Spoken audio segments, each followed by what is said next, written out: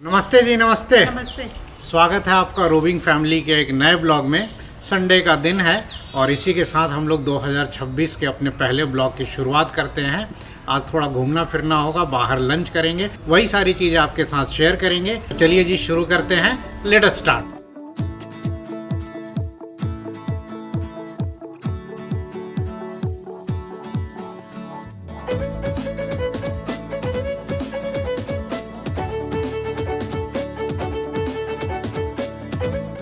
सबसे पहले अपन निकले हैं जी और जाएंगे HDFC बैंक के ATM। क्या है ना कि वीना जी का अकाउंट नोएडा का है और कुछ KYC के चक्कर में जो है ना वो शायद डोरमेंट हो गया या कुछ हो गया है। अब वो काम ही नहीं कर रहा, ऑनलाइन ट्रांसफ़र वगैरह, UPI वगैरह। तो ATM से जाके देखते हैं, ट्राई करते हैं एक्टिवेट वगैरह करने का। बाकी आज का प्लान ये है कि अपन राजकोट में थोड़ा इधर उधर अभी आधे एक घंटे तफरी मारेंगे, जाएंगे रेस कोर्स, उसके आगे सब्जी मंडी, रेलवे स्टेशन की तरफ भी जाएंगे, फिर उधर से अपना लंच वंच करते हुए तब लौटेंगे दोपहर में घर। अपने को ना ये चौराहा बहुत पसंद है। यहाँ पर ना बहुत सारे बैंक्स और लगभग हर बैंक का ATM यहाँ मिल जाता है। ATM तो देख लिया है, ATM काम नहीं कर रहा है और KYC इस पे होगा भी नहीं, ऑनलाइन भी नहीं हो रहा है। अब लग रहा है KYC जो है ना बैंक में जाके ही करवाना पड़ेगा। हम लोग आ गए रैया रोड पर और जा रहे हैं अब यहाँ से रेस कोर्स की तरफ। क्या है कि हाल में हमारे एक फ्रेंड जो है ना उधर हॉस्पिटल चौक के आसपास कहीं शिफ्ट हुए हैं, तो वो बता रहे थे कि वहाँ रेलवे स्टेशन के आसपास भी कोई सब्जी मंडी है जहाँ सब्जियाँ एकदम फ्रेश और भाव जो है वो जो इधर है 150 फीट रिंग रोड साइड, इससे काफ़ी कम है। अब जब से वीना सुनी है तब से कह रही है कि एक बार ले चलिए, थोड़ा सब्जी वब्जी का शॉपिंग किया जाए। और जब तक आप ये ब्लॉग देख रहे होंगे तब तक साल 2026 जो है ना स्टार्ट हो चुका होगा। तो रोविंग फैमिली की तरफ से हमारे सारे वेल विशर्स को नव वर्ष की हार्दिक शुभकामनाएं। Wish you all a very happy new year. Happy new year. हम लोग आ गए जी रेस कोर्स रोड पर। राजकोट वालों को राजकोट ही दिखा रहा हूँ। ऐसा है ना कि मेरे पास बहुत सारी रिक्वेस्ट आती हैं। राजकोट के बहुत सारे लोग हैं जो यहाँ से बाहर रहते हैं, कुछ लोग कंट्री के बाहर, US में, कनाडा में, UK में, ऑस्ट्रेलिया में हैं। वहाँ से मैसेजेस आते हैं कि रवि भाई बीच बीच में थोड़ा जो है ना राजकोट शहर भी दिखाते रहा करो, अच्छा लगता है। तो इधर राइट साइड में जी रेस कोर्स ग्राउंड है। इधर जो रेस कोर्स के किनारे जो ये बेंचेस लगे रहते हैं ना, इस पर पहले मैं और वीना अक्सर आकर बैठते थे शाम को, लेकिन आजकल सर्दी है ना तो आजकल बंद भी कर दिए हैं। लाइफ भी थोड़ी हेक्टिक हो गई है। बहुत मजा आता था, हम लोग गर्मियों में अक्सर आके यहाँ बैठते थे, बहुत अच्छा लगता था। आइसक्रीम वगैरह खाते थे। हाँ। और ये आ गए जी हम लोग हॉस्पिटल चौक की तरफ। यहाँ से आगे से ना लेफ्ट मुड़ करके अपन स्टेशन जाते हैं। स्टेशन बड़ा कम ही आना जाना होता है अपना, तो स्टेशन जो है ना किसी को रिसीव करना होता है तभी अपन जाते हैं, और नहीं तो अपना तो ट्रेन में आना जाना कुछ है नहीं। और यहाँ लेफ्ट साइड में है ना राजकोट का रेलवे स्टेशन है, और ये रेलवे स्टेशन वाली मेन रोड भीड़ भाड़ वाली। सबसे पहले ना चेक करने के लिए प्याज का दाम पता करो। अगर प्याज 25 रुपये किलो से कम है इसका मतलब भाव इधर सही है। हाँ भैया, रेट तो सही में सही है। यहाँ तो 10 रुपये किलो प्याज मिल रहा है, जबकि अपन साधु हसवानी में तो 25 रुपये किलो लेते हैं। भर लिया जाए अब आज। और गिर रहा है सब, झोला वोला सब हम लोग लेकर आए हैं। इधर आलू भी जो है ना 50 रुपये में 5 किलो मिल गया भाई। इधर भी देख लो, 20 का 3 ले लो, 20 का 3 ठीक तो है। ऐसे ही दे दो, इसी में दे दो। सरसों, बथुआ, गोभी फ्रेश ढूंढ रहे हैं, फ्रेश गोभी नहीं मिल रही है इधर। पालक क्या भाव है? प्लास्टिक रहने दो, इसी में डाल दो। हम लोग कोशिश करते हैं कि प्लास्टिक जो है ना जितना कम हो सके यूज़ करें। ढेर सारी सब्जी और फल भी ले लिया थोड़ा बहुत। चलो तो जी वेजिटेबल शॉपिंग हो गई। 300-400 की सब्जी के चक्कर में आदमी 5-6 किलोमीटर दूर चला आया। एनीवे, लेकिन सब्जियों के भाव भाई इधर बहुत मतलब जेन्युइन है। हमें लगता है कि अब उधर जो रेट मिलता है ना 150 फीट रिंग रोड के उस पार, प्याज 25 रुपये किलो, रिंगना भी 50-60 रुपये किलो, यहाँ 30 रुपये किलो है। हर चीज़ इधर सस्ती मिल रही थी। This is the real Rajkot. ये पुराना शहर है राजकोट का। और वो जो नया शहर जिधर हम लोग रहते हैं, बसा है ना, उधर सब कुछ महंगा है, रेंट भी महंगा है, सब्जियां भी महंगी हैं। तो जी शॉपिंग के बाद अब अपन चलते हैं लंच करने के लिए। और आज लंच का जो प्रोग्राम है वो वीना जी ने डिसाइड किया है। एक नया रेस्टोरेंट खुला है गुजराती क्विजीन का, नंदनवन करके, 150 फीट रिंग रोड पर, अयोध्या चौक के आसपास है जी। हाँ। बाकी यहाँ ये जो डैश कैम लगा हुआ है ना, इसके बारे में बहुत लोग मुझसे पूछते रहते हैं, तो मैं इसके बारे में बता देता हूँ। ये जो डैश कैम है ना, वो 70 MAI ब्रांड का है। उसका A500S मॉडल है ये, और ये मैं पिछले 4-5 साल से यूज़ कर रहा हूँ। मैंने इसको 2021 में लिया था और पहले पुरानी क्रेटा में लगाया, उसमें करीब 2-2.5 साल चला। फिर उसमें से निकाल के नई क्रेटा जब ली तो इसमें लगाया, इसमें भी करीब ये 2.5 साल से चल रहा है। तो 4.5-5 साल से चल रहा है, आज तक कोई प्रॉब्लम नहीं दिया। बस एक मेमोरी कार्ड डाल दिया है, वायर आपको दिख ही रहा है, कनेक्ट कर लिया है सिगरेट लाइटर से, बहुत बढ़िया परफॉर्मेंस है। और मेरा वाला जो ये डैश कैम है ना, ये सिर्फ फ्रंट डैश कैम है। इसमें 2 मॉडल आते हैं A500 में, एक फ्रंट वाला आता है, एक फ्रंट एंड बैक दोनों वाला आता है विथ GPS। तो मेरा फ्रंट विथ GPS है, लेकिन अगर आपको लेना होगा तो मैं सजेस्ट करूँगा कि फ्रंट एंड बैक दोनों वाला लेना। पीछे भी लगा रहेगा डैश कैम तो अच्छा रहता है, आगे पीछे दोनों तरफ अपना रिकॉर्डिंग चलता रहेगा।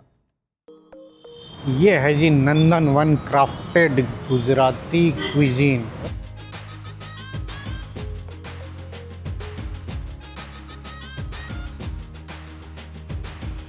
ये रेस्टोरेंट जो है नंदनवन, ये हाल में ही ओपन हुआ है दिसंबर में, अभी तो 1 महीने भी नहीं हुए होंगे। यहाँ पर सिर्फ अभी फ़िलहाल गुजराती थाली जो है वो मिलती है। तो जी थाली में आइटम जो है ना आना शुरू हो गए, शुरुआत हो रही है जी। देखिए चाट से, कौन सा चाट है भैया? पापड़ी चाट। पापड़ी चाट है। सही है, क्वांटिटी थोड़ी सी है लेकिन बढ़िया है। आइटम जी लगातार आना चालू है। तो भाई साहब अब जाके थाली कंप्लीट हुई। सबसे पहले मैं एक बात बता दूं, मैंने जैसे ही चम्मच उठाए ना बड़ा हैवी फील हुआ।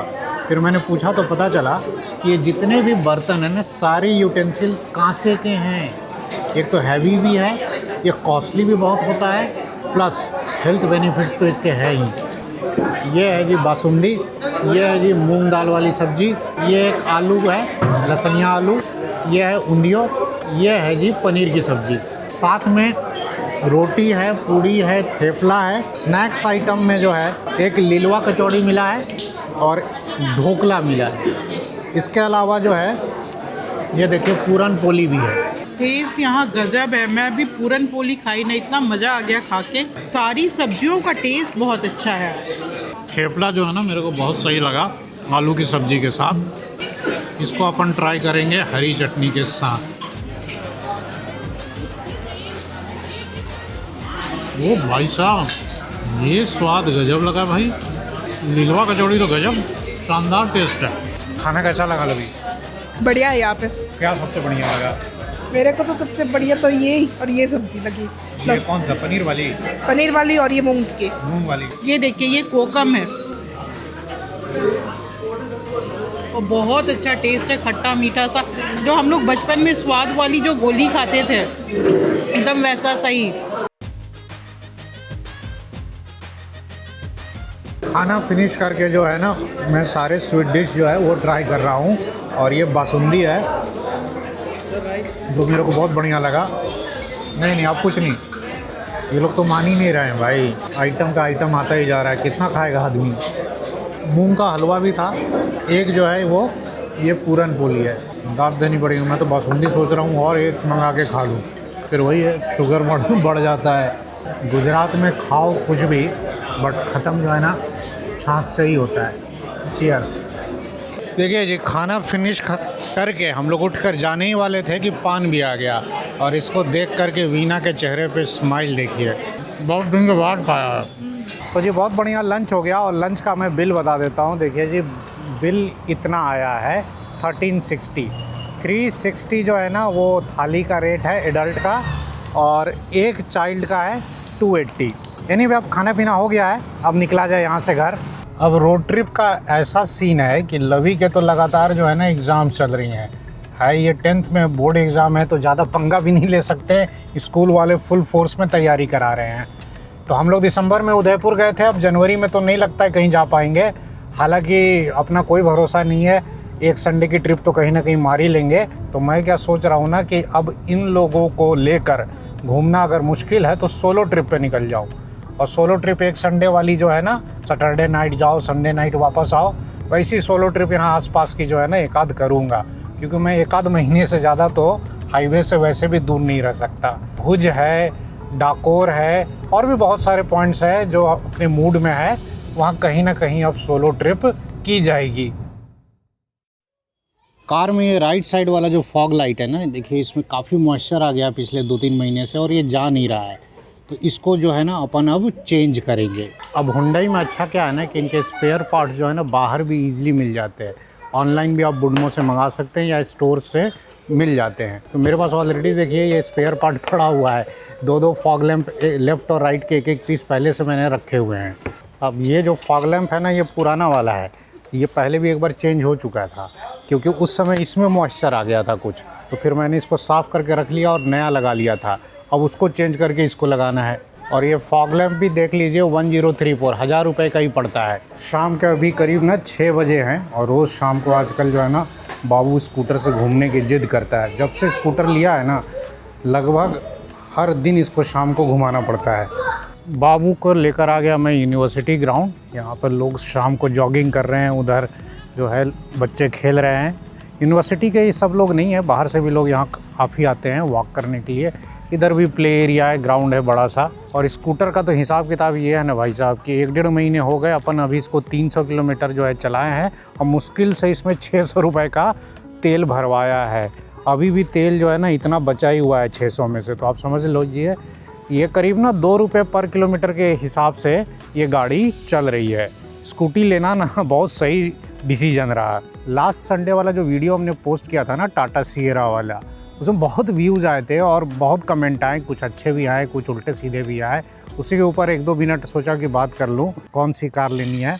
भाई लेंगे तो या तो हुंडई या तो किया। तो अभी जो है ना नया किया सेल्टोस भी आ गई है, तो वो भी एक बार देखना है और अपन लेंगे मिड 2026 तक लेंगे कार। और ये जो पुरानी कार है ना, बहुत लोग इसको पूछ रहे थे कि इसको क्यों नहीं रख ले रहे हो भाई, 1 लाख किलोमीटर में क्रेटा कोई ख़राब थोड़े हुई है। बिल्कुल ख़राब नहीं हुई जी, टकाटक चल रही है। किसने कह दिया कि ये कार सेल कर रहा हूँ? ये कार रहेगी, अपने पास ही रहेगी, बस ये घर चली जाएगी, झारखंड पे यूज़ होगी अगले 4-5 साल तक। ये कार मैं कम से कम 2 से 2.25 लाख किलोमीटर तक चलाऊंगा। इससे पहले वाली भी जो मेरी ग्रे क्रेटा थी वो 2 लाख किलोमीटर पार कर गई है, वो अब सेल होगी। उससे पहले मेरे पास एक रेड क्रेटा थी, क्रेटा का फर्स्ट वर्जन, वो 2.25 लाख किलोमीटर हमने चला करके 5 लाख में बेच दी थी। तो मेरे पास क्रेटा 2015 से ही है ये, और ये मेरे पास तीसरी क्रेटा है।